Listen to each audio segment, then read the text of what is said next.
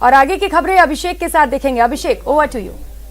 शुक्रिया प्रियंका आपका। 5 मिनट में 25 खबरें बताने के लिए चलिए अब आपको दिखाते हैं एक स्कूल डायरेक्टर की गुंडागर्दी।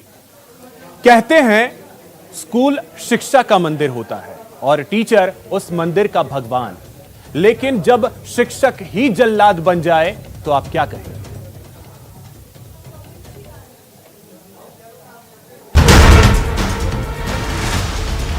पहले मुर्गा बनाया,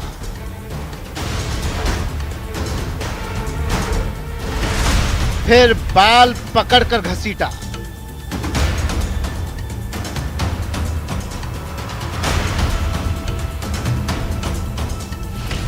इसके बाद की बेरहमी से पिटाई।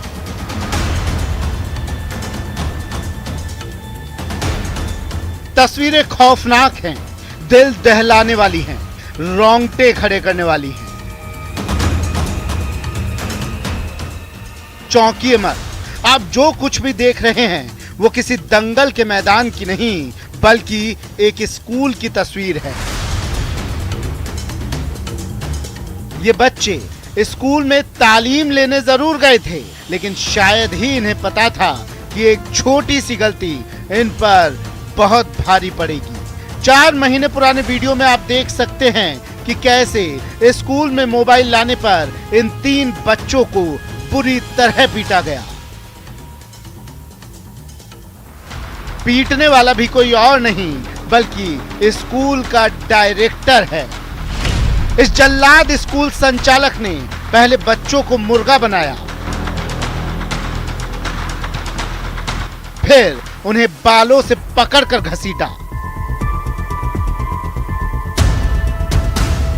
इतने पर भी इस कसाई डायरेक्टर का मन नहीं भरा तो इसने बच्चों की पिटाई लकड़ी की बेंत से की। इस बेरहमी के बाद एक और जहां बच्चे डर से सहमे हुए हैं, वहीं पीड़ित छात्र के परिजन अपने 15 साल के बेटे को न्याय दिलाने के लिए पिछले 4 महीने से दर दर की ठोकरें खा रहे हैं।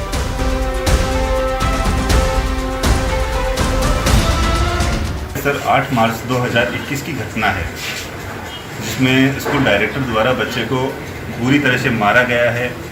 ऐसे जानवरों को भी नहीं मारते, उससे बुरी तरह से हमारे बच्चे को नहीं 2 अन्य बच्चों को भी मारा गया है। मेरे घाव इतने भयंकर थे कि भर्तिया हॉस्पिटल में 3 दिन तक बच्चा भर्ती रहा है। इसके अलावा जब हमने स्कूल डायरेक्टर को ओरमा देने के लिए गए तो स्कूल डायरेक्टर ने हमें कहा कि मैंने बच्चे को मारा ही नहीं। बच्चा उस दिन अपसेट था और हमें भी उल्टी धक्का मार के स्कूल से भगा दिया। ये परिवार पुलिस और प्रशासन के आला अधिकारियों तक के चक्कर लगा चुका है, लेकिन अब तक कोई सुनवाई नहीं हुई है। उल्टा पीड़ित परिवार को ही किसी मामले में फंसा देने तक की धमकियां मिल रही हैं। थाने में गया तो बिसाऊ थाने वालों ने भी मुकदमा लेने से मना कर दिया। उसके बाद चूरू बाल कल्याण समिति के माध्यम से मैंने ये मुकदमा दर्ज करवाया और जिस पर अभी तक कोई पुलिस द्वारा कोई भी कार्रवाई नहीं की गई है। उन्होंने हालांकि सीसीटीवी फुटेज जब्त किए, वो भी किसी को दिखाए नहीं और उल्टा बच्चे पे प्रेशर डाल रहे हैं। जी बिल्कुल दबाई हुई थी। आज 4 महीने हो गए हैं और बच्चे को और हमारे को कोई न्याय नहीं मिला है। इतना ही नहीं, स्कूल डायरेक्टर ने तो छात्र के परिजन को खुली चुनौती दी है कि कोई उसका कुछ भी नहीं बिगाड़ सकता। ये बिल्कुल सर, स्कूल डायरेक्टर तो अपने मुंह से उस दिन भी कह चुका था कि मैं बिसाऊ थाना शिक्षा विभाग के अधिकारियों को मुट्ठी में रखता हूं, आप मेरा क्या बिगाड़ सकते हो। जाहिर है कि पीड़ित और पीड़ित का परिवार दर दर की ठोकरें खाने को मजबूर है, लेकिन न्यूज़ 18 भी जिम्मेदारों से सवाल पूछता है कि क्या स्कूल में मोबाइल लाने पर छात्रों को ऐसे पीटा जाता है? 4 महीने तक क्यों नहीं हुई कोई कार्रवाई? स्कूल संचालक पर आखिर कब होगी कार्रवाई? स्कूल संचालक के रसूख के आगे पुलिस क्यों पस्त? चूरू से न्यूज़ 18 राजस्थान के लिए मनोज की रिपोर्ट। तो चलिए अब आपको बताते हैं कि छात्रों की पिटाई रोकने पर कानून क्या है। स्कूल में बच्चों की पिटाई रोकने पर भारत में कानून है।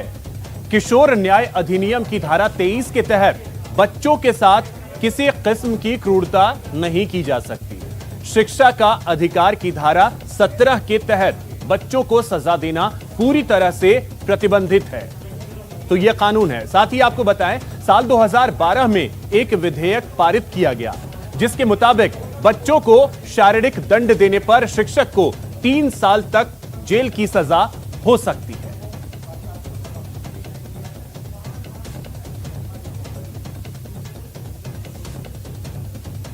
तो कानून तो यह है, लेकिन अभी तक कोई कार्रवाई नहीं हुई है। और आपको बताएं कि यह मामला जो है वो करीब 4 महीने पहले का है।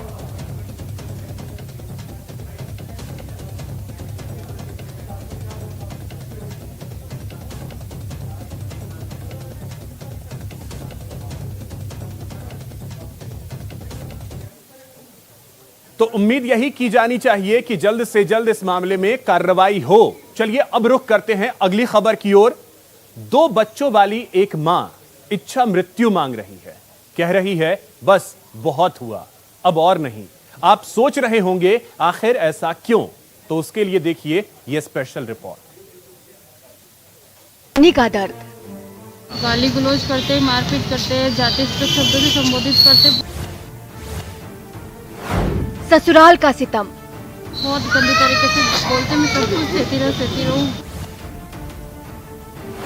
माँ की बेबसी, शादी को 6-7 साल हो गए, सब कुछ सहते। बेरहम ससुराल वाले, मेरे को घर से धक्के मार के बाहर निकालने की कोशिश कर रहे। मुझे इच्छा मृत्यु दे दो। इसीलिए अब मैं ये इच्छा मृत्यु और ये लेके आई कि अब कोई मतलब नहीं।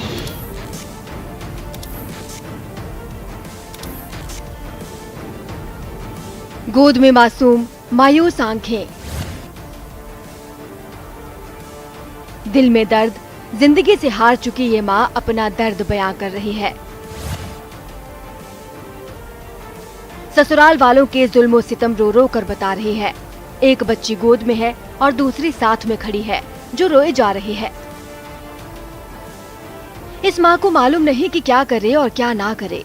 अपने 2 मासूम बच्चों को कहाँ लेकर जाए। हर दर पर न्याय की गुहार लगाई और अब हताश होकर इच्छा मृत्यु की मांग कर रही है। अब क्या चाह रहे हो? अब मैं चाहती हूँ कि या तो मैं कोई कार्रवाई करवाओ अच्छी, या तो मुझे इच्छा मृत्यु दे दे, क्योंकि अब आगे का कोई रास्ता नहीं है। सब रास्ते बंद है, कुछ भी नहीं है, सब खत्म हो गया। सपना ने भी अपनी अच्छे ससुराल का सपना देखा था। 7 वचन देने वाले पति से भरपूर साथ मिला, लेकिन शादी के कुछ समय बाद ही हसीन सपनों की स्याह सच्चाई सामने आ गई। ससुराल का सितम चरम पर पहुंचने लगा। सपना ने 5 साल पहले कोर्ट मैरिज की थी। कोर्ट मैरिज से ससुराल पक्ष नाराज था। पीड़ित सपना के 2 छोटे छोटे बच्चे हैं। ससुराल पक्ष पर प्रताड़ना का आरोप है। ससुराल पर पति को झूठे केस में फंसाने का आरोप है। कलेक्टर को अर्जी देकर इच्छा मृत्यु की मांग की है। सपना के मुताबिक उसने सालों तक ससुराल के सितम सहे, लेकिन अब हिम्मत जवाब दे रही है। जीने की इच्छा खत्म हो रही है। झूठे मुकदमे लगाते, बहुत अति कर दी, बहुत अति हो गई, बहुत ज्यादा अति हो गई है। सपना की कहानी सब कुछ कह रही है, क्योंकि जो ससुराल वाले मासूमों पर ममता नहीं बरसा रहे, वो उनकी मांग को क्या अपनाएंगे। हालांकि अतिरिक्त कलेक्टर ने सपना की फरियाद जरूर सुनी है, जिस पर एडीएम ने जरूरी कार्रवाई का भरोसा भी दिलाया है। लेकिन फिलहाल तो हालात से हारी सपना पर इच्छा मृत्यु की इच्छा हावी है। न्यूज़ 18 के लिए अजमेर से अभिजीत दवे की रिपोर्ट। वहीं अलवर में भी एक महिला ने कलेक्टर से इच्छा मृत्यु की मांग की है। साथ ही अलवर पुलिस की कार्यशैली पर सवाल भी उठाए हैं। आपको बता दें कि यह महिला उत्तर प्रदेश की रहने वाली है, जिसके साथ गैंगरेप हुआ था। महिला का कहना है कि गैंगरेप का मुकदमा दर्ज कराने के बाद भी आरोपियों के खिलाफ कोई कार्रवाई नहीं की गई। वह एसपी से भी कई बार मिल चुकी है, पर कोई सुनवाई नहीं हुई। पीड़ित महिला ने करीब 3 महीने पहले महिला थाने में रिपोर्ट दर्ज कराई थी। कोई कार्रवाई नहीं होने पर महिला कलेक्टर ऑफिस पहुंची और इच्छा मृत्यु की मांग को लेकर ज्ञापन दिया। सर से मिलने आई हुई हूँ, मैं ज्ञापन देने आई हुई हूँ। मैं इच्छा मृत्यु का ज्ञापन दिया है मैंने, क्योंकि मैं इतने 3 महीने पहले मैंने अपनी कंप्लेंट दर्ज करवाई थी महिला थाने में। एसपी से भी 3 बार मिल चुकी हूँ, मुझे कोई रिस्पांस नहीं दिया है। बराबर मैं परेशान हो रही हूँ। मेरे मामले को भी झूठा साबित किया जा रहा है। पुलिस प्रशासन ने मेरी शुरुआत से लेकर अभी तक कोई मदद नहीं की है। मैं बराबर परेशान हूँ, इसलिए मैं आज यहाँ इच्छा मृत्यु की मांग के लिए आई हूँ। यहां रुकेंगे एक छोटे से ब्रेक के लिए। ब्रेक के बाद आपका स्वागत है। चलिए अब आपको एक ऐसी खबर दिखाते हैं जिसमें यह पहचान होती है कि सात्विक परिवार कौन सा है। आदिवासी अंचल में मांसाहार और मदिरा का सेवन करीब करीब हर घर में होता है, लेकिन हम आपको बांसवाड़ा के आदिवासी इलाके में लेकर चलते हैं, जहां कई परिवार ना तो मांसाहारी हैं और ना ही शराब का सेवन करते हैं, और इसका होता है ऐलान। कैसे, देखिए इस रिपोर्ट में। न मांसाहार न मदिरा पान, नेजा सात्विकता की पहचान।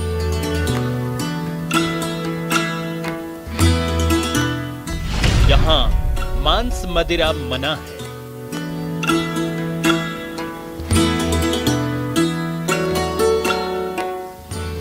घर में लगा ये सफेद झंडा सात्विकता की निशानी है।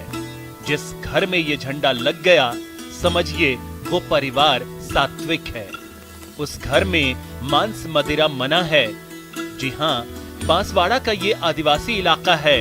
यहाँ दशकों पुरानी परंपरा के मुताबिक आदिवासी परिवार अपने घरों में नेजा यानी सफेद झंडा लगाकर सात्विक होने का ऐलान करते हैं, ताकि हर किसी को दूर से ही पता चल जाए कि इस परिवार में मांसाहार और मदिरा का सेवन नहीं होता है। ये जो सफेद झंडा अपने घर के ऊपर लगा रखा है, इसका क्या मतलब होता है? मीट मांस कुछ खाते नहीं, ऐसे ही। आपके परिवार में कोई भी नहीं खाता पीता है?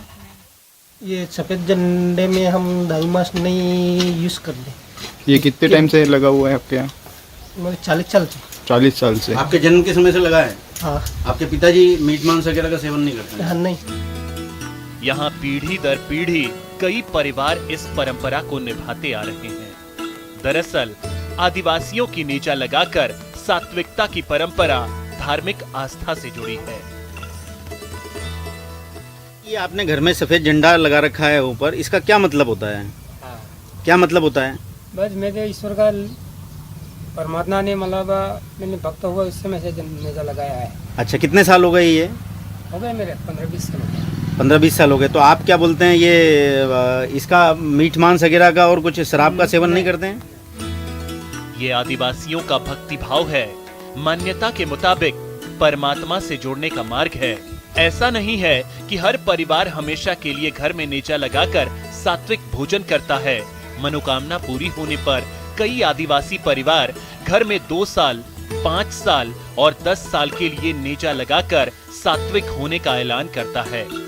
वाकई आदिवासी की ये परंपरा निराली है। जरूरत है इस परंपरा को आगे बढ़ाने की, ताकि आदिवासियों में सात्विकता बढ़े। न्यूज़ 18 के लिए बांसवाड़ा से आकाश सेठिया की रिपोर्ट। टोक्यो में भारत के लिए दूसरा मेडल पक्का हुआ तो जश्न मरुधरा के जोधपुर में मनाया गया। दरअसल मुक्केबाजी में सेमीफाइनल में जगह बनाने वाली लवलीना की बहन लीमा जोधपुर एयरपोर्ट पर सीआईएसएफ में तैनात हैं। बहन की जीत का जश्न लीमा ने एयरपोर्ट पर ही मनाया। एयरपोर्ट के अधिकारियों से लेकर कर्मचारियों ने लीमा को उनकी बहन के मेडल जीतने पर बधाई दी। लीमा अपनी बहन की जीत पर बेहद खुश नजर आई। उन्होंने बताया कि लवलीना ने अपनी मेहनत और लगन से इस मुकाम को हासिल किया है। प्राउड फील कर रही हूँ कि बहन को लेके कि इतना मतलब मेडल तक आई है आज। तो सबकी दुआ है, इसलिए इतना आगे बढ़ रही है। और दुआ कीजिए कि और आगे बढ़े, अभी नेक्स्ट जो है गेम। आरबीएसई ने 12वीं के बाद अब 10वीं का परिणाम भी घोषित कर दिया है। 10वीं का परीक्षा परिणाम 99.56% रहा है। यह पिछले साल की तुलना में 18.64% ज्यादा है। अजमेर में बोर्ड के अध्यक्ष डीपी जारोली ने रिजल्ट जारी किया। इस साल फिर 10वीं में लड़कियों ने बाजी मारी।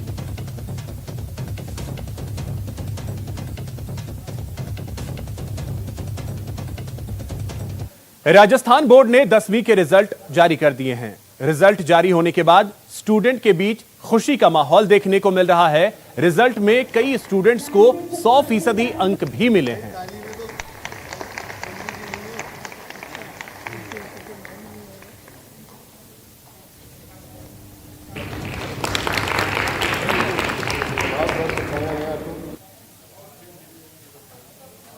तो इसी के साथ इस बुलेटिन में फिलहाल इतना ही। मुझे दीजिए इजाजत। एक ब्रेक के बाद देखिए प्राइम डिबेट।